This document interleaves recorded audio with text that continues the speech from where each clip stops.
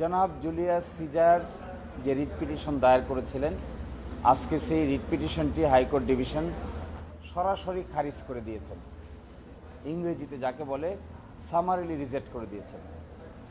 তারা এই কথা এসে বলেছিলেন হাইকোর্ট ডিভিশনে যে বিশ্ববিদ্যালয়ের কর্তৃপক্ষ তাদের বক্তব্য শ্রবণ করেন নাই, তাদেরকে শুনানির কোনো সুযোগ দেন নাই।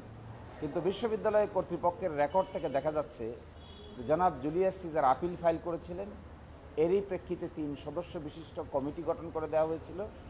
কমিটি তাদেরকে ডেকেছিল, তাদের সামনে বক্তব্য উপস্থাপন করেছে এবং সকল ফ্যাক্ট ফাইন্ডিং কমিটির রিপোর্ট অনুযায়ী বিশ্ববিদ্যালয়ের ভিসিকে রিকমেন্ডেশন করে বলেছেন যে তার যে প্রার্থিতা বাতিল ছিল তা যেন বাতিল রাখা হয়।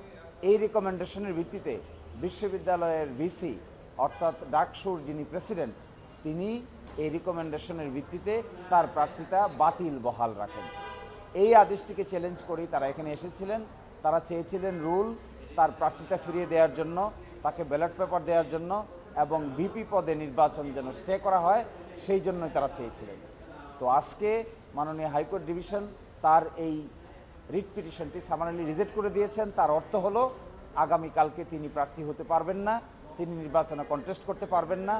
আমরা তো নিজেরা কোনো আইনি লড়াই সূচনা করিনি, যারা সূচনা করেছে তাদের আইনি লড়াইয়ের জবাব দিয়েছি আমরা।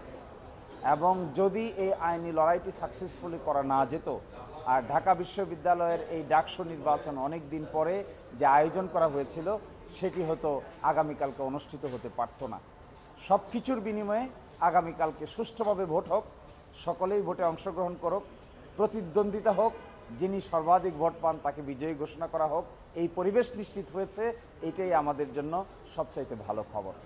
এটি আসলে একটু এক্সেপশনাল প্র্যাকটিস। আমরা যারা বিভিন্ন সময়ে বাংলাদেশের প্রথিতযশা সিনিয়র আইনজীবীদের সঙ্গে কাজ করেছি, আমরা দেখেছি এগুলো করেছেন। আমরা এগুলো কোথাও কোনো বইয়ে কিতাবে লেখা থাকে না, এগুলো হলো প্র্যাকটিস করতে করতে এই এক্সাম্পলগুলো।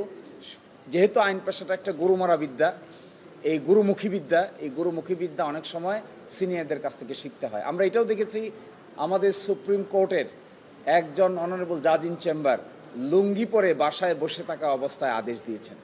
আমরা এটাও দেখেছি, হাইকোর্ট ডিভিশনের আদেশ বাসায় গিয়ে রাত 12টার সময় কোনো এক চেম্বার জাজের বিচারপতি সেটিকে স্টে করেছেন। এগুলো দেখে আমরা বড় হয়েছি, এই জন্য আমাদের এই এক্সেপশনাল মনে হয় নাই। এইটাই ছিল আমার পক্ষে করণীয়, আমরা সেটা করার চেষ্টা করি। জাকসু নিয়ে কিছু বলুন, জাকসুটা আজকে হবে কিনা? জাকসু একটা রিট ফাইল করেছেন, রিটের কপি আমরা কিছুক্ষণের মধ্যে পাবো। এখনও কোন কোর্টে শুনানি হবে তা নির্ধারিত হয়নি, যখন নির্ধারিত হবে আপনাদেরকে জানিয়ে দেওয়া হবে।